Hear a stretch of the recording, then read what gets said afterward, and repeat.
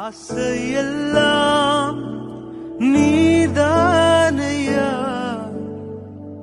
தேவையெல்லாம் நீதானையா. ரட்சகரே இயேசுநாதா, தேவையெல்லாம் நீதானே. நம்ம கர்த்தருடைய வார்த்தைக்கு நேராக கடந்து போகலாம்.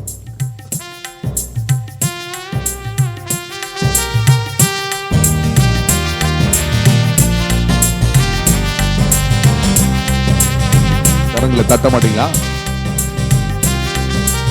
நல்லா உற்சாகமா.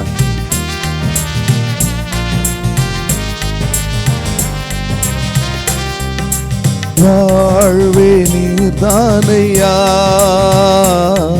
என் வாழ்வே நீர்தானையா, வாழ்வே நீர்தானையா, என் வாழ்வே நீர்தானையா. என் இயேசுவே என் ஜீவனே, என் ஜீவனின் பலனும் ஆனவர், என் வாழ்க்கையின் ஒளி விளக்கே நீர் போதுமே என் வாழ்விலே. வாழ்வே நீர்தானையா, என் வாழ்வே நீர்தானையா, வாழ்வே நீர்தானையா, வாழ்வே நீர்தானையா. பாடுவோமா சத்தத்தை உயர்த்தி? வாழ்வே நீர்தானையா, வாழ்வே நீர்தானையா.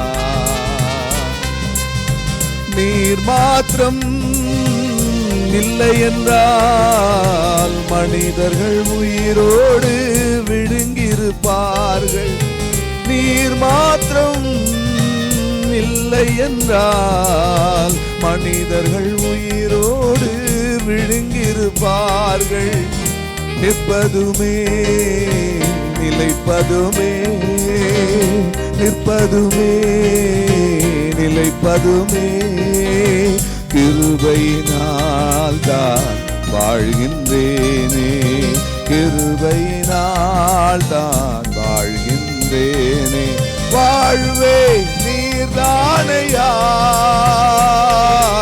வாழ்வே நீர்தானையா, என் வாழ்வே நீர்தானையா, வாழ்வே நீர்தானையா, என் வாழ்வே நீர்தானையா, என் வாழ்வே நீர்தானையா. நான்கு திசையில் அலைந்தேன் திரிந்தேன், ஆறுதல் சொல்ல யாரும் இல்லை. நான்கு திசையில் அலைந்தேன் திரிந்தேன், ஆறுதல் சொல்ல யாரும் இல்லை. உன்னதமானவர் மறைவினில் வந்தேன், உன்னதமானவர் மறைவினில் வந்தேன்.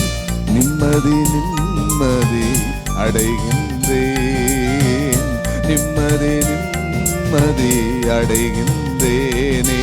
வாழ்வே நீர்தானையா, வாழ்வே நீர்தானையா,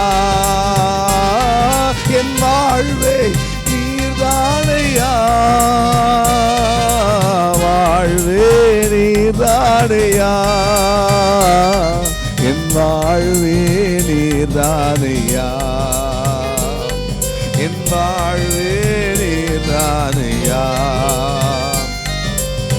மாறி போகும் உலகினிலே மாறாத தெய்வம் நீர்தானையா. மாறி போகும் உலகினிலே மாறாத தெய்வம் நீர்தானையா. கிருபையின் மேலே கிருபையை தந்து, கிருபையின் மேலே கிருபையை தந்து, நிர்மூலமாகாமல் காத்தீரையா, நிர்மூலமாகாமல் காத்தீரையா. வாழ்வே நீர்தானையா, வாழ்வே நீர்தானையா, என் வாழ்வே நீர்தானையா, வாழ்வே நீர்தானையா, என் வாழ்வே நீர்தானையா, என் வாழ்வே நீர்தானையா, வாழ்வே நீர்தானையா, என் வாழ்வே நீர்தானையா. எத்தனை பேர் ஆவியில நிரம்பி உள்ளத்தின் ஆழத்திலிருந்து நீர்தானையா, என் வாழ்வே நீர்தானையா, என் இயேசுவே என் ஜீவனே, என் ஜீவனின் பலனும் ஆனவர், என் வாழ்க்கையின் ஒளி விளக்கே நீர் போதுமே, என் வாழ்விலே வாழ்வே நீர்தானையா,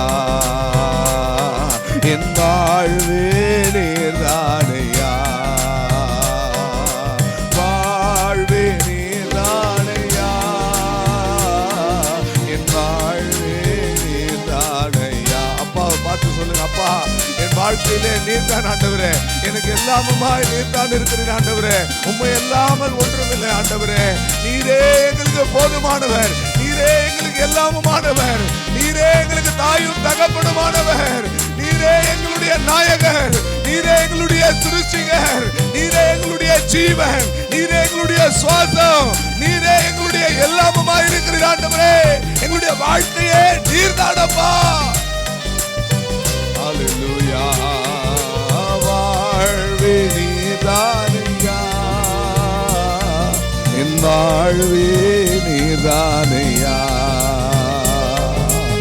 கரங்களை தட்டி ஆண்டவருடைய நாமத்தை நான் மகிமைப்படுத்தும். எத்தனை பேர் உங்க வாழ்க்கை ஆண்டவருக்கு இப்படியா ஒப்பு கொடுத்திருக்கிறீங்க? அல்லேலூயா, கர்த்தர் நல்லவர். ஆமென். இந்த நாளினுடைய தியானத்திற்காக நாம் கடந்து போவோம். அப்போஸ்தலருடைய நடவடிக்கைகள் 8ஆம் அதிகாரம் 38வது வசனமும் 39வது வசனமும் வேகமாய் நாம் வாசிப்போம். கர்த்தருக்கு ஸ்தோத்திரம். ரதத்தை நிறுத்த சொன்னான்.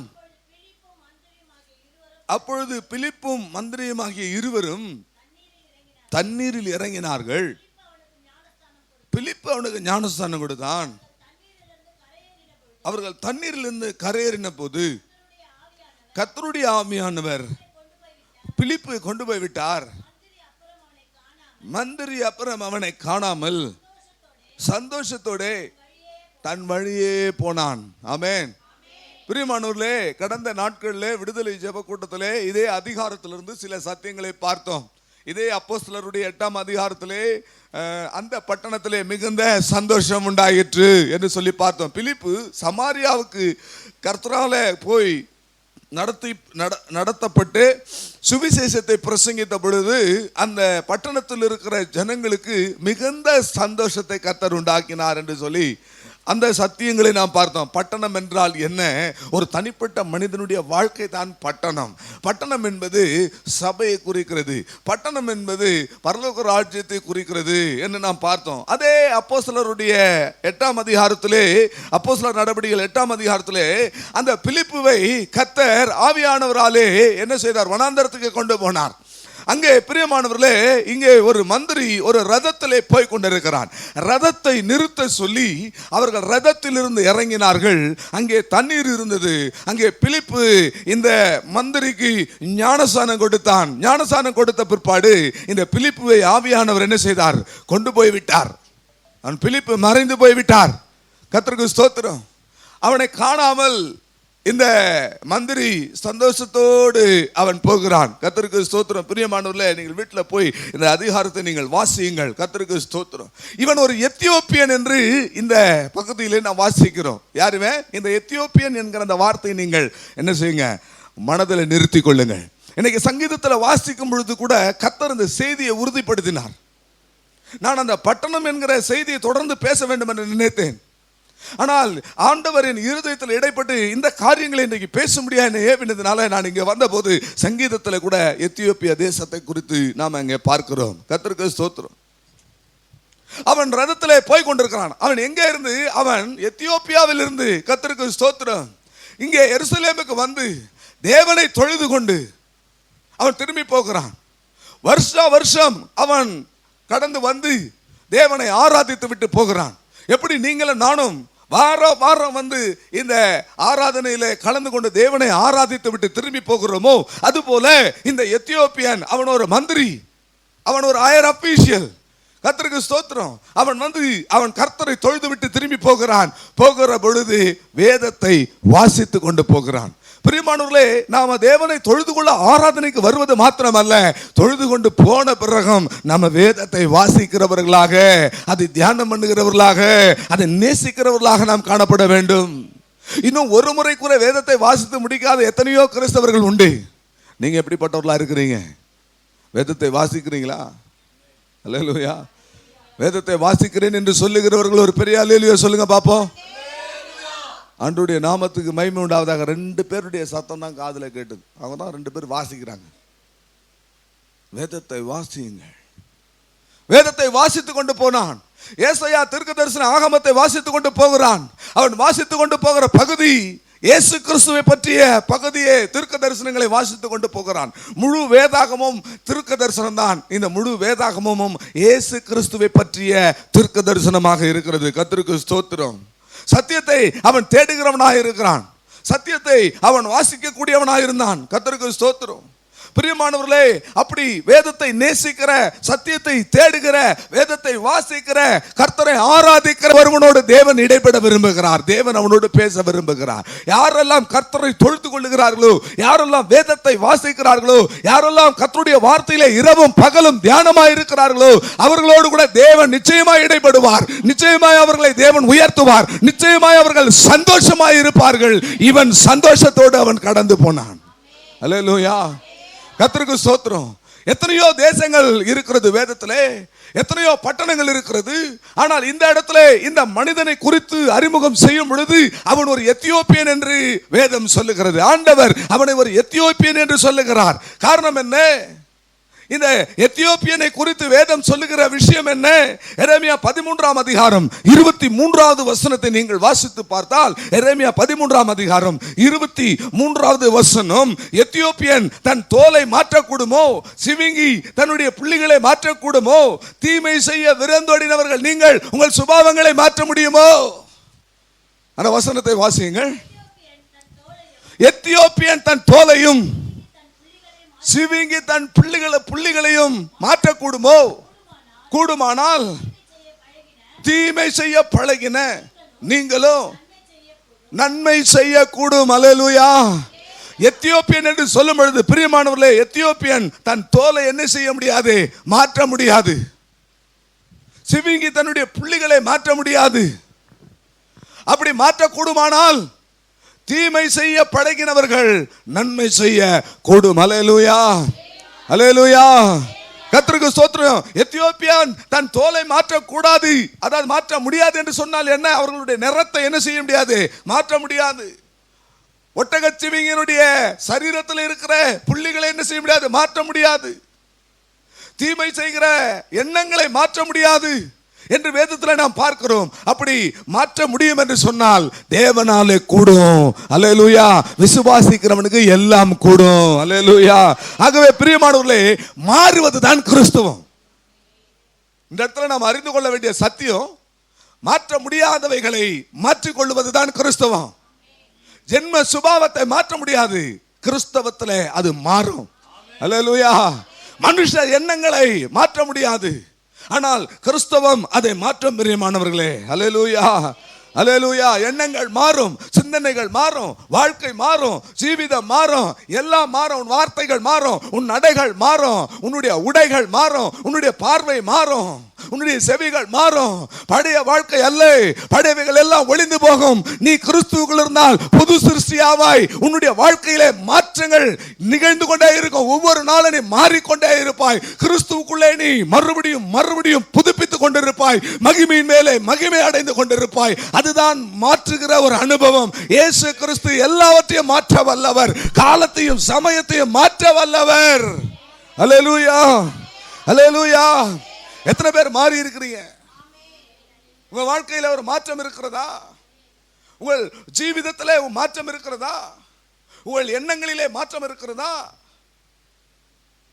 எப்படிப்பட்ட ஒரு வாழ்க்கை வாழ்ந்து கொண்டிருக்கிறீங்க? முன்பு அந்தகாரத்தில் இருந்தோம், முன்பு இருளிலே இருந்தோம், இப்பொழுது வெளிச்சத்துக்குள்ளே வந்திருக்கிறோம்.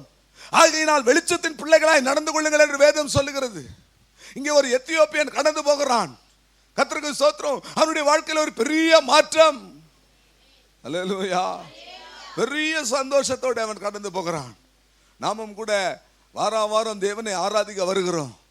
ஆனால் மாற்றம் இல்லாத ஒரு வாழ்க்கை வாழ்ந்து கொண்டிருக்கிறோம். ஆராதனை முடிந்து வீட்டுக்கு போன உடனே மறுபடியும் பழைய காரியங்கள், மறுபடியும் பழைய விஷயங்கள் நம்மை வந்து நிரப்பிக் கொள்ளுகிறது. கர்த்தருக்கு ஸ்தோத்திரம்.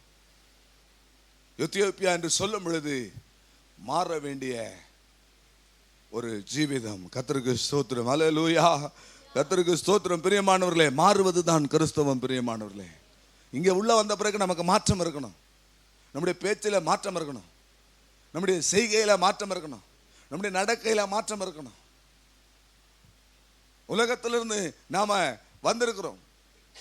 உலகம் என்று சொன்னால் இங்கே தண்ணீர் என்பது உலகத்தை காண்பிக்கிறது, ஜலம் என்பது உலகத்தை காண்பிக்கிறது. இவன் சத்தியத்தை அறிவிக்கிறான். அதை வாசித்துக் கொண்டு போகிற அந்த வேத வார்த்தை குறித்ததான விளக்கம் அவனுக்கு தெரியவில்லை. அங்கே பிலிப்பு வந்து அந்த காரியங்கள் எல்லாம் விளக்கி சொன்ன போது அந்த மந்திரிக்குள்ள ஒரு பெரிய ஒரு மாற்றம். இவ்வளவு நாள் தேவனை ஆராதித்துக் கொண்டிருந்தான், இவ்வளவு நாள் கர்த்தரை தொழுது கொண்டிருந்தான். ஆனால் இன்றைக்கு சத்தியத்தை கேட்ட பொழுது, சத்தியத்தை அறிந்து கொண்ட பொழுது ஒரு மாற்றம் நமக்கு அவசியமாக இருக்கிறது. இவ்வளவு நாள் அவன் கர்த்தரை ஆராதிக்க முடிய எருசலேமுக்கு வந்து போனான். ஆனால் இன்றைக்கு சத்தியத்தை அவன் அறிந்து கொள்ளும் பொழுது தன்னுடைய வாழ்க்கை மாறுவதற்கு அவன் ஒப்பு கொடுத்தான். அல்லேலூயா, அல்லேலூயா, அல்லேலூயா. அவன் எத்தியோப்பியனுடைய தோல் மாறக்கூடாது, மாற முடியாது, மாற்ற முடியாது. கர்த்தருக்கு ஸ்தோத்திரம். இங்க உள்ள வந்த பிறகு மாற முடியாதது எதுவுமே இருக்கக்கூடாது, எல்லாம் மாற வேண்டும். பிரியமானவர்களே, உன் துக்கம் சந்தோஷமாய் மாற வேண்டும், உன் புலம்பல் ஆனந்த களிப்பாய் மாற வேண்டும், உன்னுடைய சாபங்கள் எல்லாம் ஆசீர்வாதங்களாய் மாற வேண்டும், கோணலானவைகள் செவ்வையானதாய் மாற வேண்டும், உன்னுடைய கண்ணீர் மாற வேண்டும், உன் கவலைகள் மாற வேண்டும், உன்னுடைய எல்லா துக்கங்கள் மாற வேண்டும். ஏனென்று சொன்னால் காலத்தையும் சமயத்தையும் மாற்றுகிற தேவன் அவர் நேற்றும் என்றும் என்றும் மாறாதவராயிருக்கிறார். மாறாத தேவன் நமக்குள்ளே மாற்றங்களை ஒவ்வொரு நாளும் அனுமதித்துக் கொண்டே இருக்கிறார். எல்லாம் மாறும். பிரியமானவர்களே, அல்லேலூயா. அதுதான் கிறிஸ்தவம். பக்கத்தில் இருக்கிறவங்களை கையை பிடிச்சு சொல்லுங்க, எல்லாத்தையும் கர்த்தர் மாற்றுவார், நீங்க மாறுவீங்கன்னு சொல்லுங்க. இதை மட்டும் சொல்ல மாட்டேங்க நீங்க. பார்த்தீங்களா, எல்லாத்தையும் சொன்னாங்க. ஏசுராணி சிஸ்டர் நீங்க மாறுவீங்கன்னா கம்முனுக்குறாங்க. நான் மாறவே மாட்டேனே, நீ என்ன சொன்னாலும். எவ்வளோ மாறிட்டாங்க இல்ல. கர்த்தருக்கு முற்ற முடிய நாம் என்ன செய்யணும்? மாறணும். பழைய மனிதன் ஒளிந்து போக வேண்டும். பிரியமானவர்களே, இரண்டாவது எத்தியோப்பியா என்றால் மாற்றம். இரண்டாவது எசேக்கியேல் 30ஆம் அதிகாரம் 4வது வசனத்திலே எத்தியோப்பியா என்று சொல்லும் பொழுது அங்க மகா வேதனை என்று அர்த்தம். அதை வாசியுங்கள். எசேக்கியேல் 30ஆம் அதிகாரம் 4வது வசனம். பட்டயம் எகிப்திலே வரும். எத்தியோப்பியாவிலே மகா வேதனை. இங்க எத்தியோப்பியனை குறித்து நாம் பார்க்கிறோம். எத்தியோப்பியா என்றால் மாற்ற முடியாத அனுபவங்கள், மாறாத அனுபவங்கள், குணப்படாத சுபாவங்கள், ஜென்ம சுபாவங்கள்.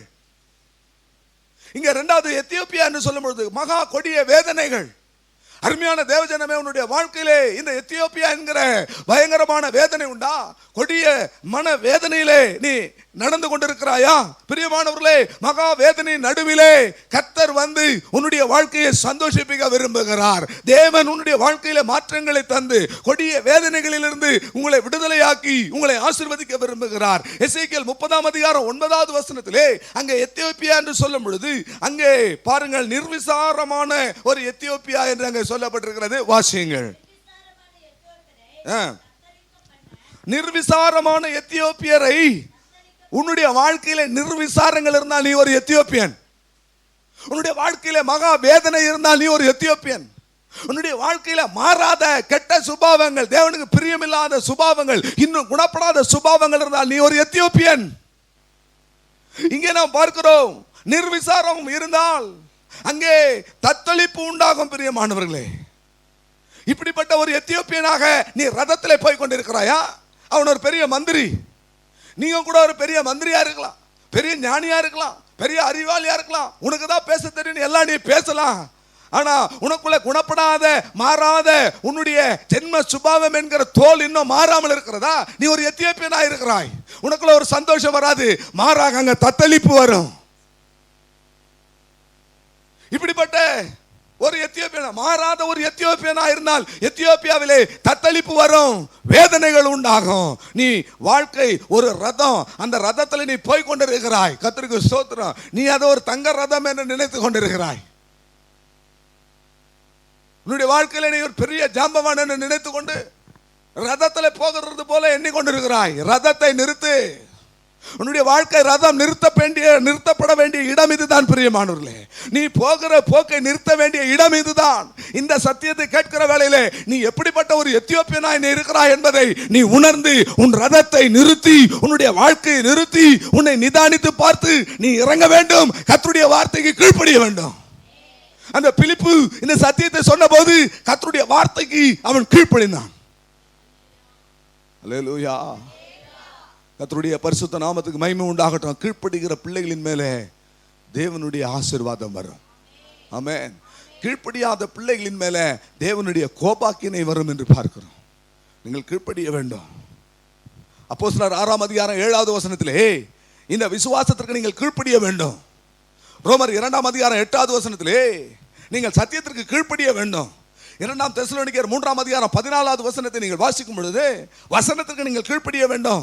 ரோமர் 6ஆம் அதிகாரம் 17வது வசனத்தை நீங்கள் வாசிக்கும் பொழுது உபதேசத்துக்கு நீங்கள் கீழ்ப்படிய வேண்டும். இந்த அப்போஸ்தலர் 6:7 இந்த விசுவாசத்துக்கு கீழ்ப்படிய வேண்டும்.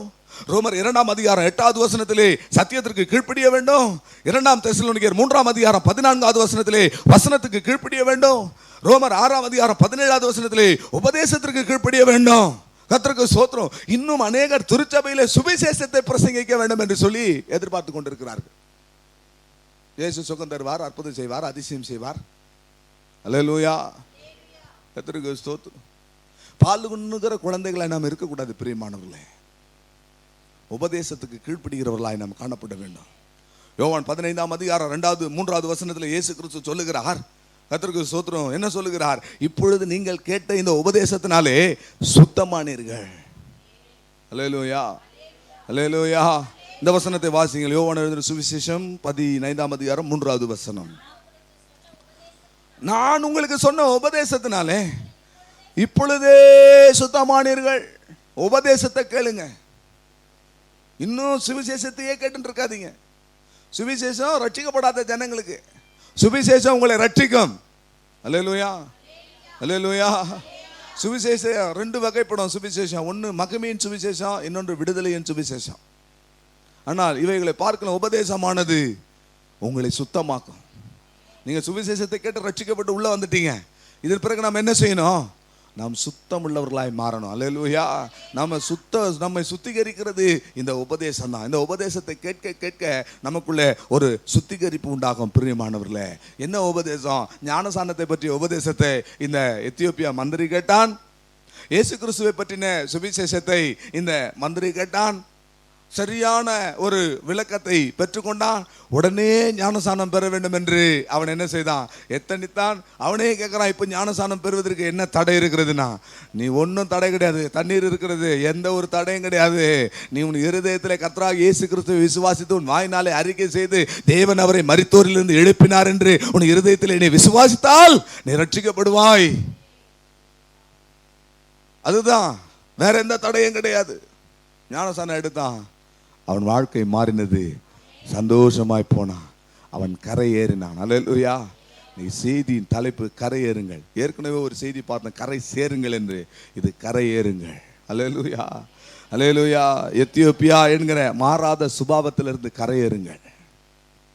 எத்தியோப்பியா என்கிற மகா கொடிய வேதனையும் தத்தளிப்பிலிருந்து கரை ஏறுங்கள். நிர்விசாரமான எத்தியோப்பியாவிலிருந்து தத்தளிப்பு உண்டாகும், மகா வேதனை உண்டாகும். இப்படிப்பட்ட எத்தியோப்பியாவிலிருந்து கரையேறுங்கள் பிரியமானவர்களே. நீங்கள் கரையேறி போகும் பொழுது பெரிய சந்தோஷம் அங்கே உண்டாகும். அந்த மந்திரி அவன் சந்தோஷத்தோடு அவன் கடந்து போனான் பிரியமானவர்களே. கரையேறுங்கள். எல்லாரும் சொல்லுங்க, கரையேறுங்கள். பக்கத்தில் இருக்கவங்களை பார்த்து சொல்லுங்க, கரையேறி போங்க. எத்தியோப்பியாவிலிருந்து கரையேறுங்க. சொல்லுங்க, எத்தியோப்பியாவிலிருந்து கரையேறுங்க. ஆண்டவருடைய நாமத்துக்கு மகிமை. இயேசு கிறிஸ்துவே ஆனாலும் கரையேற வேண்டியது அவசியமா இருக்கிறது. இரண்டாவது, மத்தேயு எழுதின சுவிசேஷம் 3ஆம் அதிகாரம் 16வது வசனத்தை நீங்கள் வாசித்து பார்த்தால் அங்கே இயேசு கிறிஸ்துவும் ஞானஸ்தானம் பெற்று ஜலத்திலிருந்து கரையேறின போது வானம் திறக்கப்படுகிறது. இதோ வானம் திறக்கப்படுகிறது. தேவ ஆவியானவர் புறாவை போல ரூபம் கொண்டு அவர் மேலே இறங்கினார். வானத்திலிருந்து ஒரு சத்தம் உண்டாயிற்று. இவர் என் நேசகுமாரன், இவரில் நான் பிரியமாயிருக்கிறேன் என்கிற ஒரு சத்தம் உண்டாயிற்று. நீங்கள் கரையேறுவீர்களானால் வானம் உங்களுக்காக திறக்கப்படும். அல்லேலூயா. முதலாவது எத்தியோப்பியாவினுடைய காரியங்களை பார்த்தோம். அவைகளிலிருந்து நாம் கரையேற வேண்டும். ஜென்ம சுபாவத்திலிருந்து கரையேற வேண்டும். அதுதான் தோல். எத்தியோப்பியனுடைய தோல் மாற்றக்கூடுமோ? நம்முடைய ஜென்ம சுபாவம் மாறுமோ? பழைய பாவ வாழ்க்கை மாறுமோ? இவைகள் மாறினால் நீ கரையேறினாய். அல்லேலூயா. கரையேறுதல்னா என்ன? இப்போ ஜலத்தில் இருக்கிறோம், இப்போ தண்ணியில் இருக்கிறோம். இந்த உலகம் ஒரு ஜலம், ஜலமாகிய உலகத்தில் இருக்கிறோம். நம்ம கரையேறணும். அல்லேலூயா. மோட்ச கரையிலே போய் நிற்கணும். அந்த கரையேறணும்னா முதலாவது எத்தியோப்பியாவின் அனுபவத்திலிருந்து கரையேற வேண்டும். இயேசு கிறிஸ்து கரையேறினார். அல்லேலூயா. உடனே வானம் திறந்தது. அதாவது இப்படி சொல்ற, உலகத்தின் வல்லமையிலிருந்து இயேசு கரையேறினார். நீங்களும் நானும் உலகத்தின் வல்லமையிலிருந்து நாம் கரையேறுவோம், ஆனால் வானங்கள் திறக்கப்படும்.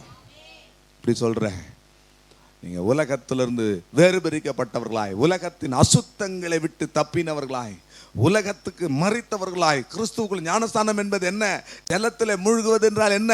அடக்கம் பண்ணப்படுதல், கிறிஸ்துவோடு கூட அடக்கம் பண்ணப்படுதல். நம்முடைய எல்லா காரியங்களும், நம்முடைய வாழ்க்கை முற்றும் முடிய இனி எனக்கென்று ஒன்றுமில்லை ஆண்டவரே, எல்லாமே நீர்தான் எனக்கு என்று சொல்லி நீங்கள் ஜலத்திலே மூழ்கி உங்கள் பழைய சரீரத்தை, பழைய மனிதனை அடக்கம் பண்ணி புது மனிதனாய் நீங்கள் எழும்புவீர்களானால் அதுதான் கரையேறுகிற ஒரு அனுபவம். அப்படி கரையேறினால் வானங்கள் திறக்கப்படும். பிரியமானவர்களே, அல்லேலூயா, அல்லேலூயா. வானத்தின் பலகணிகளை கர்த்தர் திறந்தார் என்று வேதத்தில் நாம் பார்க்கிறோம். நீங்கள் கரையேறினால் வானத்தின் பலகணிகள் திறக்கப்படும். இரண்டாவது, வானத்தின் கதவுகளை திறந்தார் என்று வேதத்தில் நாம் பார்க்கிறோம். நீங்கள் கரையேறினால் வானத்தின் கதவை தேவன் திறப்பார்.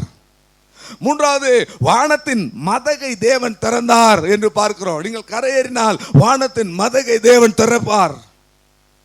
மூன்றாவது, வானத்தையே தேவன் திறப்பார். ஆமென் சொல்ல மாட்டீங்களா? சத்தமா சொல்லுங்களா? அல்லேலூயா. நீங்க கரை ஏறிட்டீங்கன்னா முதலாவது வானத்தின் பலகணிகள், மல்கியால வாசிக்கிறோம் இல்லையா? வானத்தின் பலகணிகள் திறக்கப்படும். அந்த வசனம் யாருக்கு மனப்படமா தெரியும்? சொல்லுங்க. ஆலயத்திலே ஆகாரம் உண்டாயிருக்கும்படி உங்கள் தசம பாகங்களை எல்லாம், இது அந்த வசனம் விசுவாசிகளுக்கு யாருக்குமே தெரியாது இல்ல? அப்படியே இருங்க. கர்த்தர் நல்லவர். ஆமென். கர்த்தர் வானத்தின் பலகணிகளை என்ன செய்வார்? திறப்பார். நீ கரையேறு, வானம் உனக்காக திறக்கப்படும். கர்த்தர் வானத்தின் பலகணிகளை திறப்பார். வானத்தின் கதவை தேவன் திறப்பார். வானத்தினுடைய மதகை தேவன் திறப்பார். ஃபைனலா வானத்தையே தேவன் திறப்பார். ஜன்னல் திறக்கப்படுறதுனா என்ன? பாலியங்கிச்சோ என்கிற ஒரு பெரிய தேவனுடைய ஊழியக்காரனை நீங்கள் நன்றாய் அறிவீர்கள். கொரிய தேசத்தில் மிகுந்த ஒரு நெருக்கத்தின் மத்தியிலே ஜீவித்து கொண்டிருந்தார். அவர் ஒரு மாடி வீட்டில் இருந்தார். அதுக்கு மேலே இருக்கிறவங்களுடைய சாக்கடை நீரெல்லாம் இவருடைய வீட்டுக்குள்ள வந்து ஒழுகும், துர்நாற்றம் அடிக்கும். அப்போ அவர் ஜெபம் பண்ணி கேட்டார், ஆண்டவரே எனக்கு ஒரு 10க்கு 10 ரூமை கொடுங்கப்பா, இந்த வீட்டை ரொம்ப என்னால் இந்த துர்நாற்றத்தை தாங்க முடியல அப்படி சொல்லி ஜெபம் பண்ணார். எனக்கு ஒரு 10க்கு 10 ரூம் கிடைச்சா நான் அங்கேயே கடந்து ஜெபம் பண்ணி வேத வாசிச்சு நான் ஜெயிப்பேன். ஆண்டவரே ஒரு பழைய டேபிள் சேரும் கொடுங்கப்பா, அப்படியே ஒரு பழைய சைக்கிளை கொடுங்கப்பா அப்படி சொல்லி அவர் ஜெபம் பண்ண ஆரம்பித்தார். கர்த்தருக்கு ஸ்தோத்திரம். அது மாதிரி ஆண்டவர் ஒரு 10க்கு 10 ரூமை கொடுத்தாரு. ஒருத்தன் இருந்தான், பாஸ்டர் நான் வெளியூருக்கு கிளம்பி போகிறேன் வேலை விஷயமா, அதனால் இந்த ரூமை நீங்கள் எடுத்துக்கோங்க அப்படி சொல்லி கொடுத்தான். இன்னொருத்தன், பாஸ்டர் எங்கள் வீட்டில் எல்லாம் புதுசாக டேபிள் சேர்லாம் வாங்கியிருக்கிறோம், அதனால் ஒரு பழைய சேரும் டேபிள் இருக்குது, அதை நீங்கள் எடுத்துக்கோங்க அப்படி சொல்லி கொடுத்தான். இன்னொருத்தன் வந்தான், பாஸ்டர் சைக்கிள் ஒன்று, இது பழைய சைக்கிள் இருக்குது, நான் புதுசாக சைக்கிள் வாங்கிட்டேன், நீங்கள் பழைய சைக்கிள் வச்சுக்கோங்க அப்படி சொல்லி கொடுத்தான். இவர் ஒரே சந்தோஷமாகி போச்சு. கொஞ்ச நாள் கழிச்சு ஜெபம் பண்ண, என்ன ஆண்டவரே 10க்கு 10 ரூமு, ஒரு பழைய டேபிள் சேரு, ஒரு பழைய சைக்கிள், இப்படியா ஒரு ஊழியக்காரனை ஆசீர்வதிக்கிறது அப்படின்னு சொல்லி கேட்டாரு. அப்ப ஆண்டவர், நீ என்ன கேட்டன்றத இப்ப நீ நினைச்சுப்பார். நீ என்ன கேட்டே அதை நான் என்ன செஞ்சிருக்க, உனக்கு கொடுத்துருக்கிறேன். வானத்தின் ஜன்னல் திறக்கப்படணுமா? அதான் பலகணினா ஜன்னல், வானத்தினுடைய பலகணி திறக்கப்படணுமா? இல்ல வானத்தின் கதவு திறக்கப்படணுமா? வானத்தின் பலகணி திறக்கப்படணும்னு சொல்லுங்க. ஒரு அல்லேலூயா சொல்லுங்க. அல்லேலூயா. சோத்தனம். வினோத் பிரதருக்கு ஜன்னல் மாத்திரம் தான் திறக்க போகுது. ஏன்னா அவர் சத்தம் பின்னாடி அது மட்டும் தான் கேக்குது. எனக்கு ஜன்னல் வேணாம், வானத்தின் கதவை தேவன் திறக்கட்டும் சொல்றவங்க ஒரு அல்லேலூயா சொல்லுங்களேன். கர்த்தருக்கு சோதனம். ஸ்பீக்கர் தான் சொல்லுது. இப்போ ஆண்டவருடைய நாமத்துக்கு மகிமை உண்டாவதா? இல்ல எனக்கு ஜன்னலும் திறக்க வேண்டாம், எனக்கு கதவும் திறக்க வேண்டாம், வானத்தின் மதகை தேவன் என்ன செய்யிட்டு இப்போ திறக்கட்டும்.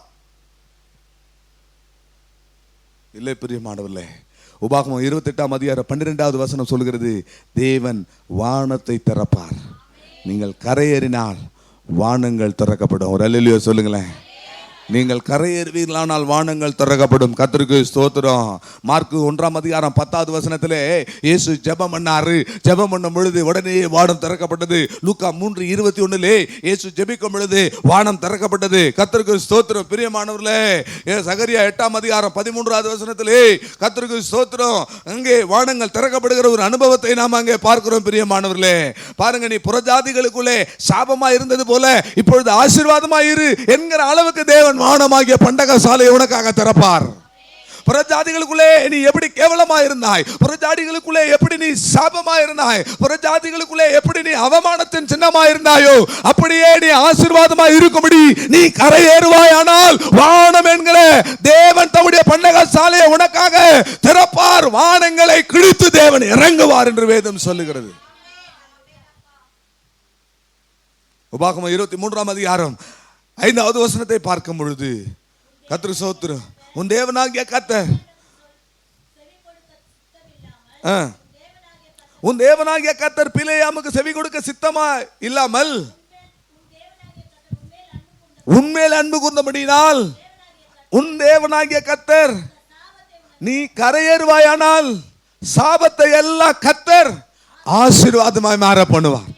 உன் மேல எப்படிப்பட்ட சாபங்கள் இருந்தாலும், அது கர்ம பாவங்களா இருந்தாலும், அது ஜென்ம பாவங்களா இருந்தாலும், அதன் மூலமாக வந்த சாபங்களா இருந்தாலும், இன்னைக்கு கரையேற நீ ஒப்பு கொடுக்கும் பொழுது, அல்லேலூயா, அந்த சாபங்களை எல்லாம் கர்த்தர் உன்னை ஆசீர்வாதமாக அவர் மாற்றி உன்னை ஆசீர்வதிக்க வல்லவராய் இருக்கிறார். அல்லேலூயா. ஆண்டவருடைய நாமத்துக்கு மகிமை உண்டாகட்டும். யோவான் எழுதின சுவிசேஷம் 21ஆம் அதிகாரம் 4வது வசனத்தை வாசிக்கும் பொழுது, மறுபடியும் சீஷர்கள் பின்மாற்றி அவர்கள் என்ன செய்தார்கள், மீன் பிடிக்க போய்விட்டார்கள். 4வது வசனத்தை வாசிங்க. விடியற் காலமான போது இயேசு கரையில் நின்றார். அவர்கள் இயேசு என்று சீஷர்கள் அறியாதிருந்தார்கள். 9வது வசனத்தை வாசிங்க. அவர்கள் கரையிலே வந்திறங்கின போது கரி நெருப்பு போடுகிறதையும் அதன் மேல் மீன் வைத்திருந்ததையும் அப்பத்தையும் கண்டார்கள். இயேசு அவர்களை நோக்கி,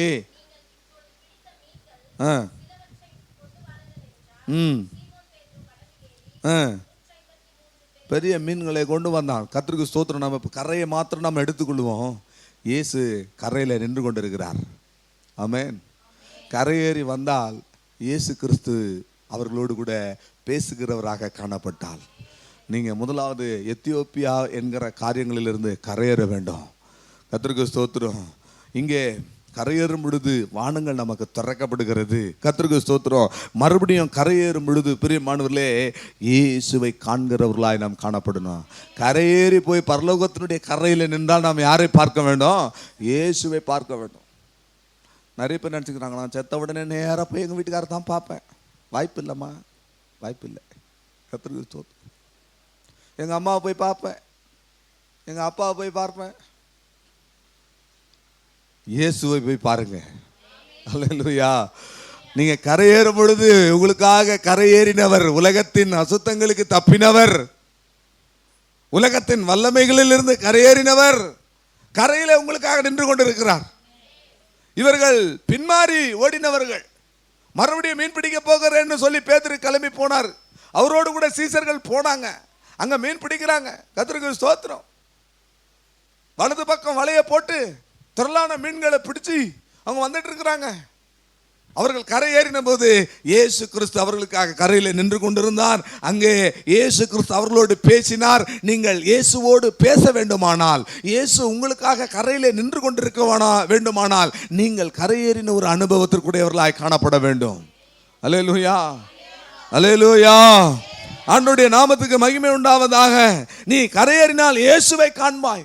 அந்த இடத்துல நான் சொல்ல வர சத்தியம் என்ன, கரையேறினால் இயேசு உன்னோடு கூட பேசுவார். எப்படிப்பட்ட வார்த்தைகளை பேசுவார்? பேதுருவை பார்த்து பேசின வார்த்தை என்ன? நீங்க வீட்டில் வாசித்து பாருங்கள். பேதுருவே, என்னை நேசிக்கிறாயா என்று பேசினார். நீங்கள் கரையேறினால் இயேசுவை நேசிக்கக்கூடியவர்களாய் நீங்கள் மாறுவீர்கள். அல்லேலூயா. மன பின்மாற்றத்தை விட்டு, கர்த்தருக்கு ஸ்தோத்திரம், மறுபடியும் மீன் பிடிக்க போவேன் என்கிற பின்மாற்றத்தை விட்டு நாம் கரையேறினால் இயேசு நம்மோடு கூட அன்புள்ளவராக, அல்லேலூயா, அன்பின் சொருபியாக பேசுகிறவராக, நாம் இயேசுவோடு பேசுகிறவர்களாக நாம் காணப்படுவோம். அல்லேலூயா. மூன்றாவதாக கர்த்தருக்கு ஸ்தோத்திரம், யோசுவாவினுடைய புஸ்தகத்தை நீ வாசிக்கும் பொழுது 4ஆம் அதிகாரம் 16-17 வசனங்களை வாசியுங்கள். யோசுவாவின் புஸ்தகம் 4ஆம் அதிகாரம் 16-17 ஆகிய வசனங்களை வாசியுங்கள். சாட்சி பெட்டியை சுமக்கிற ஆசாரியர் யோர்தானிலிருந்து கரையேறும்படி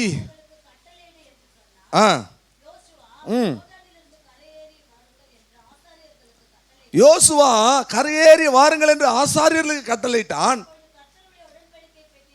அப்பொழுது கர்த்தருடைய உடன்படிக்கை பெட்டியை சுமக்கிற ஆசாரியர்கள் யோர்தான் நடுவில் இருந்து ஏறி அவர்கள் கரையில் ஊன்றின போது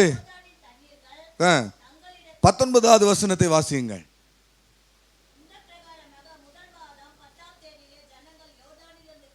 யோர்தானில் இருந்து கரையேறுகிற ஒரு அனுபவத்தை குறித்து நாம் பார்க்கிறோம். எத்தியோப்பியாவின் வல்லமையிலிருந்து நாம் கரையேற வேண்டும். உலகத்தின் வல்லமையிலிருந்து நாம் கரையேற வேண்டும்.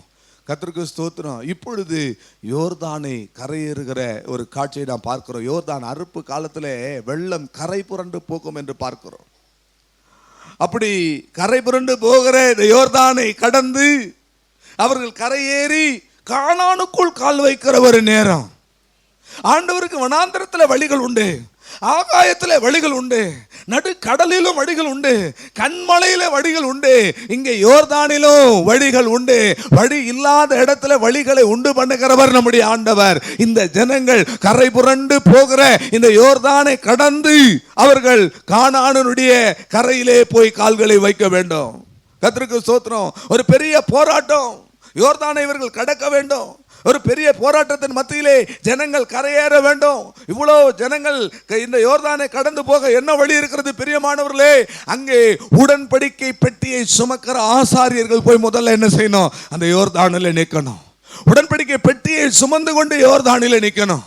அப்படி நிற்கும் பொழுது யோர்தான் பின்னிட்டு அவர்களுக்கு நேராக திரும்பினது. யோர்தானிலே வழி உண்டானது. இதை நான் தியானிக்கும் பொழுது என் மனதில் உண்டான காரியங்களை சொல்றேன். ஆசாரியர்கள் அங்கே உடன்படிக்கை ஆசரிப்பு கூடாரத்திலே திரைகளை சுமப்பதற்கென்ற ஆசாரியர்கள் இருந்தார்கள். பனிமுட்டைகளை சுமப்பதற்கென்ற ஆசாரியர்கள் இருந்தார்கள். பலி செலுத்துவதற்கென்று ஆசாரியர்கள் இருந்தார்கள். செலுத்தின பலியை தோல் உரிப்பதற்கென்று சில ஆசாரியர்கள் இருந்தார்கள். ஆனால் இவர்கள் எல்லாம் இந்த போராட்டத்தின் மத்தியிலே வந்து நிற்கவில்லை. உடன்படிக்கை பெட்டியை சுமக்கிற ஆசாரியர்கள் அங்கே வந்து நின்றார்கள். அல்லேலூயா. ஊழியங்கள்ல பலவிதமான ஊழியங்கள் உண்டு. ஆனால் உடன்படிக்கை பெட்டியை சுமக்கிற ஊழியமே உத்தரவாதமான ஒரு ஊழியம். உடன்படிக்கை பெட்டி என்பது என்ன? அதை குறித்து அநேக காரியங்கள் உண்டு. 3 விஷயங்கள் நான் சொல்றேன். உடன்படிக்கை பெட்டியிலே வானத்திலிருந்து வந்த மன்னா இருந்தது. உடன்படிக்கை பெட்டியிலே கற்பலகைகள் இருந்தது. உடன்படிக்கை பெட்டியிலே ஆரோனுடைய துளிர்த்த கோல் இருந்தது. இது 3ம் வானத்திலிருந்து வந்த அப்பம் யார்? இயேசு கிறிஸ்து தான். வானத்திலிருந்து வந்த அப்பம் யார்? இயேசு கிறிஸ்து தான். ஆரோனுடைய துளிர்த்த கோல் யார்? அவரும் இயேசு கிறிஸ்து தான். ஆகவே திரியேக தெய்வத்தை சுமந்து கொண்டிருக்கிற ஆசாரியர்கள் நிற்கிற ஊழியம் தான் உத்தரவாதமான ஒரு ஊழியம். ஜனங்களுடைய பிரச்சனைகள், ஜனங்கள் கரையேறி போகணும். அதற்காக அந்த தண்ணீரில் காலை வைத்து நிற்க உத்தரவாதம் உள்ள ஊழியக்காரன் தான் சரியான ஒரு ஊழியக்காரன். அல்லேலூயா, கர்த்தருக்கு ஸ்தோத்திரம். பிரியமானவர்களே, பெட்டியை சுமக்கிற ஆசாரியன் யார் என்பதை நீங்கள் கண்டுபிடிக்க வேண்டும். ஆமென். அந்த ஆசாரியனே உங்களை கரையேறுவதற்கு, ஜனங்களுடைய உபத்திரவத்திலே ஆசாரியன் நிற்க வேண்டும், ஜனங்களுடைய கண்ணீரின் பாதையில ஆசாரியன் நிற்க வேண்டும், ஜனங்களுடைய தேவைகளின் மத்தியில ஆசாரியன் வந்து நிற்க வேண்டும். அப்படிப்பட்ட உத்தரவாதம் உள்ள ஊழியக்காரனுடைய பின்னாலே போகிறவர்கள் தான் கரையேறி போவார்கள். அந்த ஊழியக்காரன் எல்லாரையும் கரையேற்றின பிறகு தானும் கரையேறி நிற்பான். அல்லேலூயா, அல்லேலூயா, கர்த்தருக்கு ஸ்தோத்திரம். பிரியமானவர்களே, யோனாவினுடைய புஸ்தகம் 2ஆம் அதிகாரத்தில் பார்த்தால் அவன் கரையேற வேண்டிய இடம் நினிவே. ஆனால் தேவனுடைய சத்தத்திற்கு வழி விலகி, தேவனுடைய சித்தத்திற்கு வழி விலகி அவன் தர்சீசுக்கு போனான். கர்த்தருக்கு ஸ்தோத்திரம். யோனா கரையேற வேண்டிய ஒரு இடம், கர்த்தருக்கு ஸ்தோத்திரம், அது நினிவேவா இருக்கிறது. பிரியமானவர்களே, நாம் தப்பி கரை சேருகிறவர்களாக நாம் காணப்பட வேண்டும். அப்போஸ்தலருடைய நடபடிகள் 27ஆம் அதிகாரத்திலே 43வது வசனத்தை 44வது வசனத்தை நீங்கள் வாசிக்கிற பொழுது, அங்கே அப்போஸ்தலனாகிய பவுல் அவருடைய ஊழியத்தின் பிரயாணத்திலே நடந்த ஒரு சம்பவம். அப்போஸ்தலர் 27, 43, 44. 100க்கு அதிபதி பவுலை காப்பாற்ற மனதாயிருந்து அவர்களுடைய யோசனையை தடுத்து, நீந்தத்தக்கவர்கள் முதலில் கடலில் விழுந்து தப்பி,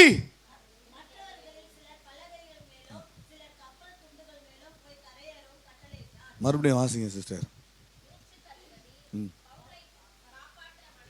100க்கு அதிபதி பவுலை காப்பாற்ற மனதாயிருந்து அவர்களுடைய யோசனையை தடுத்து, நீந்தத்தக்கவர்கள் முந்தி கடலில் விழுந்து கரையேறவும், மற்றவர்கள் சிலர் பலகைகள் மேலும் சிலர் கப்பல் துண்டுகளின் மேலும் கரையேறவும் கட்டளையிட்டான். கர்த்தருக்கு ஸ்தோத்திரம். நாமும் கூட பிரியமானவர்களே, உலகத்தை விட்டு தப்பி பரலோகம் என்கிற கரையை சேர வேண்டும் என்று நாம் இப்போது தியானித்து கொண்டிருக்கிறோம். நாம் தப்பி கரை சேருகிறவர்களாய் காணப்படணும். இதுலேயே மாட்டி செத்து ஒளிஞ்சவர்களாக இருக்கக்கூடாது. நாம் என்ன செய்யணும்? உலகத்தின் அசுத்தங்களுக்கு தப்பி கரை, 2 பேதுரு 2ஆம் அதிகாரம் 20வது வசனத்திலே உலகத்தின் அசுத்தங்களுக்கு தப்பி கரையேற வேண்டும். 2 பேதுரு 1ஆம் அதிகாரம் 4வது வசனத்திலே இச்சையினாலே உண்டாகும் கேட்டுக்கு தப்பி கரை சேர வேண்டும். 2 பேதுரு 2ஆம் அதிகாரம் 18வது வசனத்திலே வஞ்சகமாய் நடக்கிறவர்கள் நடுவில் இருந்து நாம தப்பி கரை சேர வேண்டும். ரோமர் 15ஆம் அதிகாரம் 31வது வசனத்திலே அவிசுவாசமாய் நடக்கிறவர்கள் நடுவில் இருந்து நாம் தப்பி கரை சேர வேண்டும். கடைசியாக 2 கொரிந்தியர் 1ஆம் அதிகாரம் 10வது வசனத்திலே மரணத்துக்கு தப்பி ஜீவனுக்கு கரை சேருகிறவர்களாய் நாம் காணப்பட வேண்டும். நான் மறுபடியும் சொல்லுகிறேன், நாம் தப்பி கரை சேர வேண்டும். நீந்த தக்கவர்கள் முதலாவது கடலில் விழுந்து எதையாவது பிடிச்சு, பலகைகளை பிடிச்சு, கப்பல் துண்டுகளை பிடிச்சு, எதையாவது ஒன்று பிடிச்சு எப்படியாவது என்ன செய்யணும்? கரையேற வேண்டும். அருமையான தம்பி, அருமையான சகோதரனே, சகோதரியே, அருமையான தாயே, தகப்பனே, எதையாவது இந்த உலகத்திலே நீ எப்படியாகிலும் பிடித்து கொண்டு என்ன செய்ய வேண்டும்? இந்த உலகத்தின் அசுத்தங்களுக்கு தப்பி கரையேறணும். 2 பேதுரு 2ஆம் அதிகாரம் 20வது வசனம். நான் மறுபடியும் சொல்றேன், உலகத்தின் அசுத்தங்களுக்கு தப்ப வேண்டும். 2 பேதுரு 1ஆம் அதிகாரம் 4வது வசனம். இச்சையினால் உண்டாகிற கேட்டுக்கு, உலகத்தின் அசுத்தங்களுக்கு தப்ப வேண்டும். 2 பேதுரு 2ஆம் அதிகாரம் 18வது வசனம். வஞ்சகமாய் நடக்கிறவர்களுக்கு மத்தியிலிருந்து நாம் தப்பி கரை சேர வேண்டும். ரோமர் 15:31 அவிசுவாசமாய் நடக்கிறவர்கள் மத்தியிலிருந்து தப்பி கரை சேர வேண்டும். 2 கொரிந்தியர் 1ஆம் அதிகாரம் 10வது வசனத்திலே மரணத்துக்கு தப்பி ஜீவனுக்காக கரை சேர வேண்டும். கரையேறி வாருங்கள் பிரியமானவர்களே. கடைசியாக ஒரு காரியத்தை சொல்லி நான் முடிக்கிறேன். நைம்பு இல்லாததுல அந்த வசனங்களை வாசிக்க முடியல, வேகமாக நான் கடந்து போகிறேன். இன்னும் ஒரே ஒரு சம்பவத்தை நான் உங்களுக்கு சொல்றேன். 2 ராஜாக்கள் 2ஆம் அதிகாரம் 7, 8, 11 ஆகிய வசனங்களை நீங்கள் வாசித்து பார்க்கும் பொழுது கர்த்தருக்கு ஸ்தோத்திரம், அங்கே எலியாவையும் எலிசாவையும் குறித்து நாம் பார்க்கலாம். எலியா என்ன செய்கிறார்? இப்பொழுது பரலோகத்துக்கு எடுத்துக்கொள்ளப்பட போகிறார். மோட்ச கரைக்கு அவர் ஏறி போக போகிறார்.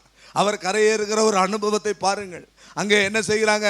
அவர் எலியாவோடு கூட எலியாவுடைய உடனடியராக இருந்த எலிசாவை என்ன செய்கிறாங்க? கடந்து வராங்க. கர்த்தருக்கு ஸ்தோத்திரம். யோர்தானை இப்பொழுது நீங்கள் கடக்கணும். யோர்தானை இவர்கள் 2 பேர் கடந்தாங்க. பெத்தேலுக்கு வந்தாங்க, கில்காலுக்கு வந்தாங்க, எரிகோவுக்கு வந்தாங்க, பல அனுபவங்களுடைய கடந்து வந்தாங்க. அங்கே ஒரு பெரிய தீர்க்கதரிசிகளுடைய கூட்டம் இருந்தது. தீர்க்கதரிசிகளுடைய புத்திரர் இருந்தாங்க. எலியா ஒரு பெரிய பைபிள் காலேஜ் நடத்திட்டு இருந்தாரு. அவங்க தான் தீர்க்கதரிசிகளின் புத்திரர். அவங்க எல்லாம் சொல்றாங்க, எல்லாருக்குமே அந்த வெளிப்பாடு இருக்கிறது. எலியா இன்னைக்கு என்ன செய்ய போறாரு? சுழல் காற்றுல எடுத்துக்கொள்ளப்பட போறாருன்ற எல்லா வெளிப்பாடும் எல்லா தீர்க்கதரிசிகளுக்கும் இருந்தது. ஆனா அதுல ஒருத்த மாத்திரம் என்ன செய்யறான்? இந்த எலியா கரையேற போறத நானும் என்ன செய்யணும்? கரையேற வேண்டும். இந்த எலியா எப்படி கர்த்தருக்காக வைராக்கியமா ஜீவித்தாரோ அதுபோல நானும் ரெட்டிப்பா என்ன செய்யணும்? கரையேறி நானும் ஜீவிக்க வேண்டும் என்கிற வைராக்கியம் இருந்தது. பெத்தேலுக்கு வந்தாங்க. அங்க இருக்கிற தீர்க்கதரிசிகளின் புத்திரர் சொன்னாங்க, என்னப்பா அவங்க ஆள் இன்னைக்கு போறாரு, நீங்க சும்மா இருங்க. எல்லாம் எனக்கு சிலர் உங்களை ஆதேரியப்படுத்தும் போது நீங்க அவங்களுக்கு சொல்லுங்க, நீங்க சும்மா இருங்க. அல்லேலூயா. நீங்க அதைரியப்படுத்துற வார்த்தைகளை சொல்லும் பொழுது சொல்லுங்க, எனக்கு கரையேற தெரியும், கொஞ்சம் சும்மா இருங்க. அல்லேலூயா. எரிகோவுக்கு வந்தா அங்க சொல்றாங்க, எப்பா அவங்க ஆள் இன்னைக்கு போயிடுவாரு. எல்லாருக்கும் சொல்றாங்க. கில்காலுக்கு வந்தாங்க, அங்கேயும் இன்னைக்கு உங்க ஆளு போயிடுவாரு. இப்படி அதைரியப்படுத்துகிற, பலவீனப்படுத்துகிற, பின்னோக்கி இழுக்கிற வார்த்தைகளை எல்லாம் உதறி தள்ளுங்க. இப்போ என்னுடைய எஜமான் என்ன செய்ய போறாரு? இப்போ கரையேறி போக போற எலியா இப்போ கரையேறி யோர்தானின் கரையை கடக்கணும். இப்போ யோர்தான்ல கரையேறணும். அதன் பிறகுதான் சுழல் காற்றிலே இப்போ அவரு கரையேற வேண்டியதா இருந்தது. பிரியமானவர்களே, வாசிங்கள் 7வது வசனத்தை வாசிங்கள். 2ஆம் அதிகாரம் 7வது வசனம். எல்லாம் பரியாசம் பண்ணவங்க, எள்ளி நகையாடவங்க எல்லாம் தூரத்தில் நின்று பார்க்கிறாங்க. அவர்கள் இருவரும் யோர்தான் கரையிலே நின்றார்கள். அடுத்த வசனம். அப்பொழுது எலியா தன் சால்வை எடுத்து முறுக்கி அது தண்ணீரை அடித்தான். அது இரு பக்கமும் என்ன செய்தது? நீ கரையேறி சுழல் காற்றில் பரலோகத்துக்கு ஏறி போகிறத தடுத்து நிறுத்துகிற யோர்தானை மறுபடியும், ஏற்கனவே இஸ்ரவேலர்கள் யோர்தானை கடந்து கானானுக்கு கரையேறினார்கள். இப்போ பரலோகத்துக்கு கரையேற வேண்டும். அங்கேயும் ஒரு யோர்தான் நின்று கொண்டிருக்கிறது.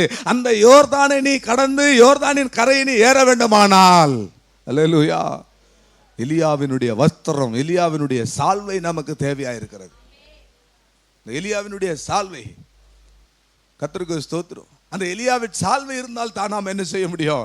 இந்த யோர்தானை கடந்து போக முடியும். எலியா சால்வையை அடிச்சாரு, ஒன்னும் சொல்லல, அது 2ஆய் பிளந்தது. அவர்கள் கரையேறினார்கள். 8வது வசனம் வாசிட்டீங்க இல்லையா? 11வது வசனத்தை வாசியுங்கள். 11. அவர்கள் பேசிக்கொண்டு நடந்து போகும் பொழுது இதோ வானத்திலிருந்து அக்கினி ரதமும் சுழல் காற்றும் 2 பேருக்கு நடுவுல ஒன்றா நுழையுது. இப்போ 2 பேர் பேசிட்டு போறாங்க. அது எப்படி இருந்து யோசித்து பாருங்க. அக்கினியும் ரதமும் 2 பேருக்கு நடுவுல உள்ள புகுந்து எலியாவை தனியா பிரிச்சு அவரை என்ன செய்தாரு? அவர் சுழல் காற்றிலே அந்த ரதத்துல ஏறி பரலோகத்துக்கு எடுத்துக்கொள்ளப்பட்டார். அல்லேலூயா. அந்த காட்சியை நீங்க நினைச்சு பார்த்துருக்கிறீங்களா? என்னைக்காச்சும் உங்க கற்பனையிலேயாவது அதை எண்ணி பார்த்துருக்கிறீங்களா? பிரியமானவர்களே, நீங்கள் கரையேறினால் நீங்க மேலே கரையேறி போவதற்கு அக்னிமயமான ரதங்களும் குதிரைகளும் வரும். அல்லேலூயா. கர்த்தருக்கு ஸ்தோத்திரம். ஆவிக்குரிய உன்னதமான அனுபவங்கள் உண்டாகும். பிரியமானவர்களே, அவள் கரையேறி போனா அங்க இருந்த எலிசா பாருங்க, தன்னுடைய எஜமான் எடுத்துக்கொள்ளப்பட்டதை எடுத்துக்கொண்டு, தகப்பனே தகப்பனே, இஸ்ரவேலுக்கு ரதமும் குதிரையுமா இருந்தவரே என்று பயங்கரமா கத்தி கதறான். ஒரு ஊழியக்காரன் மேல எவ்வளவு ஒரு பெரிய பற்று, பாசத்தை பாருங்க. அல்லேலூயா, அல்லேலூயா, அல்லேலூயா. கர்த்தருக்கு ஸ்தோத்திரம். ஒரு ஊழியக்காரன் மேல இருக்கிற அந்த அன்பை பாருங்க. ஆனா போகிறதுக்கு முன்னாடி ஒன்று கேட்டான். இவருக்கும் வெளிப்பாடு இருக்கு. இன்னைக்கு எஜமான் போயிடுவாரு. ஸ்தோத்திரம். போகும்போது என்ன வேணும் அப்படின்னா, உங்ககிட்ட இருக்கிற அந்த வல்லமையும் வரமும் எனக்கு இரட்டிப்பாய் வேணும். அரிதான ஒரு காரியத்தை நீ கேட்டாய், அரிதான ஒரு விஷயத்தை நீ கேட்டா. நான் ஏறி போகும் பொழுது நீ என்னை நோக்கி பார்ப்பாயானால், அல்லேலூயா, நீ பயந்து ஓடிடாம என் கூட கரையேறி வந்த நீ என்னை போல நீ இப்ப என்ன செய்யணும்? கரையேறி போகணும்.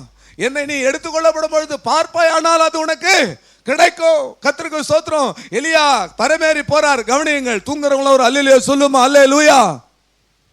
எவ்வளோ அலட்டா இருக்கிறீங்க. கர்த்தருக்கு ஸ்தோத்திரம். விசுவாசிங்க தூக்கத்தில் கூட ஜெயிக்க முடியல நம்ம விசுவாசிய. இல்லை, நான் பேசினா தான் சிலருக்கு இன்பமா இருக்குது. பைபிள் சொல்லுதுல, பாம்பாட்டிகள் வினோதமாக ஊதினாலும் அவன் சத்தத்திற்கு செவியை அடைத்துக் கொள்கிற. கர்த்தருக்கு ஸ்தோத்திரம். பாம்புக்கு காதே கிடையாது, தெரியுங்களா உங்களுக்கு? அது ஊதுனா அது படம் எடுத்து இப்படி என்ன செய்யும்? ஆடும். நிறைய பேர் சொல்கிறாங்க பாம்பு பால் குடிக்காதுங்க. கர்த்தருக்கு ஸ்தோத்திரம். அது காது கிடையாது. அது ஊதும் போது இப்படி ஆடுறத பார்த்து ஆஹா என்ன அழகாக ஆடுது இல்லையா. பாம்பு படம் எடுக்குதுன்னா விஞ்ஞானம் என்ன சொல்லுதுன்னா பாம்புக்கு கோபம் வந்திருக்குன்னு அர்த்தம். இப்படி படம் எடுத்தா கோபம் வந்திருக்குன்னு அர்த்தம். அவன் ஊதும் போது அது அப்படியே ஆடும். அப்படின்னா நான் அவனை கொத்துறதுக்கு வகை தேடுது. அவன் ஊதும் போது ஸ்ட்ரெயிட்டாக வச்சு ஊத மாட்டான். இப்படி ஆடு பாம்பு விளையாடுப்பான் இப்படி ஆட்டுவான். ஆட்டும் போது அதுவும் என்ன செய்யும் இப்படி ஆடும். விசுவாசிகள் அப்படி தாக்குறாங்க. பாம்பாட்டிகள் வினோதமாக ஊதுனாலும் தன் செவியை அடைக்கிற வசனத்தை சொல்ல மாட்டேன்றீங்களே. கர்த்தருக்கு ஸ்தோத்திரம். கட்டுவிரியனா பாரதி சிஸ்டர் சொல்கிறாங்க கட்டுவிரிய பயங்கரமான கட்டுவிரிய அதா ஸ்தோத்திரம். நம்ம ஊத எல்லாம் அப்படியே ஆட்டுறாங்க. ஆஹா என்ன இன்னும் சூப்பர் பாஸ்டர் நீங்கள் நல்லா பேசுங்க. எனக்கு மயக்கமாக இருக்குது, இன்பமாக இருக்குது, கரையேறணும். அல்லேலூயா. கர்த்தருடைய வார்த்தையை கவனமாக கேட்டால் தான். அன்றைக்கி எத்தியோப்பியா மந்திரி கர்த்தருடைய வார்த்தையை வாசித்து கொண்டு போனான். அதில் கவனமாக இருந்தான், கரையேறிட்டான். நீங்களும் நானும் எப்போ கரையேற போகிறோம்? இங்கே கரையேற போகிறார்கள். கர்த்தருக்கு ஸ்தோத்திரம். அந்த வஸ்திரம் அவன் மேலே விழுந்தது. அதை எடுத்துக்கொண்டு எலியாவின் தேவன் எங்கே என்று சொல்லி இங்கே எலிசா அடித்த பொழுது கர்த்தருக்கு ஸ்தோத்திரம் இங்கே அவனுக்கு யோர்தான் வழி விடுகிறது. அல்லேலூயா. அவன் கரையேறி போனான். பிரியமானவர்களே, இது எதை காண்பிக்கிறது? நம்முடைய எலியா ஆண்டவராகிய இயேசு கிறிஸ்து. நீங்களும் நானும் எலிசாவா இருக்கிறோம்.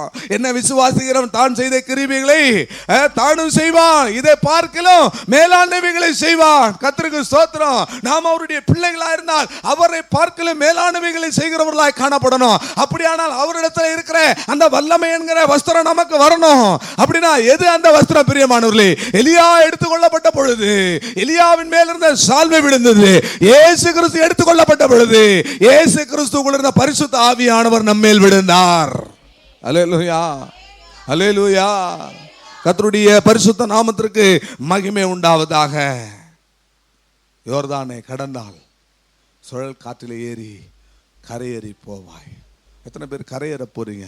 எல்லாரும் எழும்பி நின்று கண்களை மூடி இந்த ஆராதனை வேளையில உங்களை ஒப்பு கொடுத்து கரை சேருகிற ஒரு அனுபவம், கரையேறுகிற ஒரு அனுபவத்துக்குள்ளே நாம் கடந்து போவோம். எல்லாரும் எழுந்து கொஞ்ச நேரம் நல்லா தேவனை துதிச்சு ஆவியில நிரம்பி ஹல்லேலூயா கரையேறுகிற ஒரு அனுபவத்துக்குள்ளே நாம் கடந்து வருவோம். பிரியமானவர்களே, ஹல்லேலூயா. ஆவியானவர் எங்கேயோ அங்கே கரையேறி போகிற ஒரு அனுபவம் உண்டாகும். எல்லாரும் எழும்பி நின்று கண்களை மூடி எத்தியோப்பியன் ஆகிய அந்த மந்திரியினுடைய ஜீவிதத்திலே அவன் கரையேறினது போல இன்றைக்கு எத்தியோப்பியனுடைய தோலை மாற்ற முடியாது.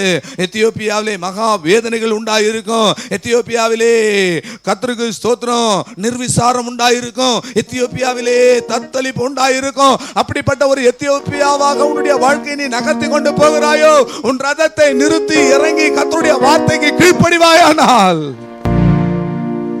கரையேறி போகிற ஒரு அனுபவம் கடந்து வரும். ஹல்லேலூயா.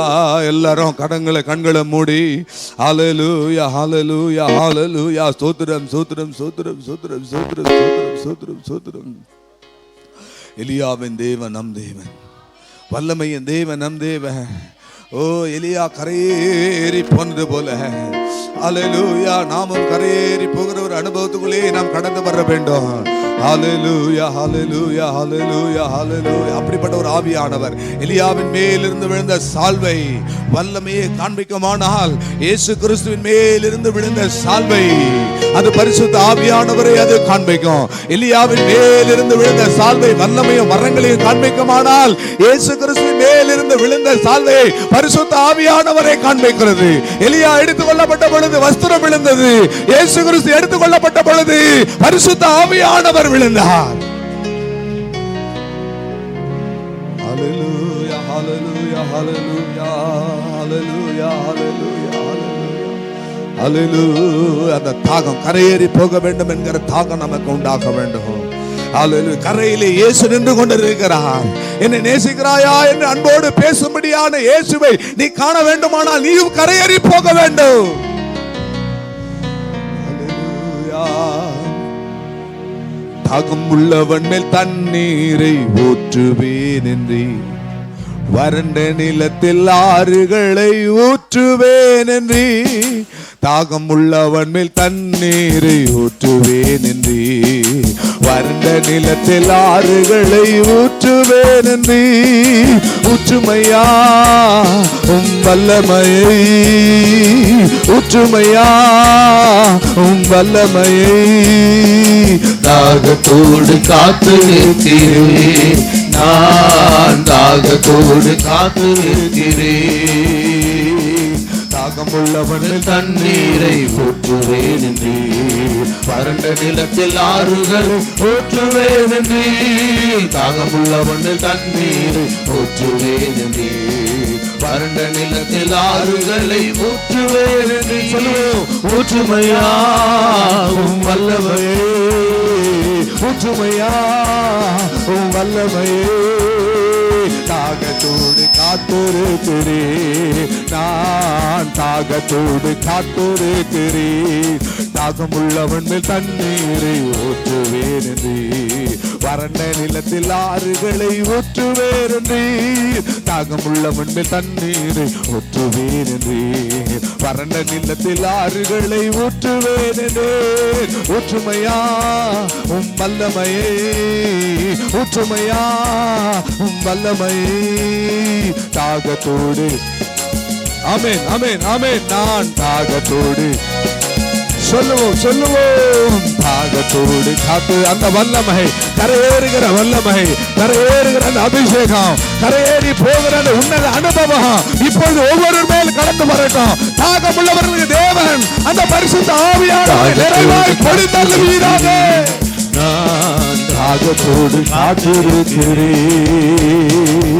கரங்களை தட்டி ஹalleluya, தேவனை துதிப்போம் துதிப்போம், ஆவியானவரை துதிப்போம் துதிப்போம் துதிப்போம். ஹalleluya, சர்வ வல்லமையுள்ள தேவனே, மகிமையின் ராஜாவே, ஸ்தோத்திரிக்கிறோம்.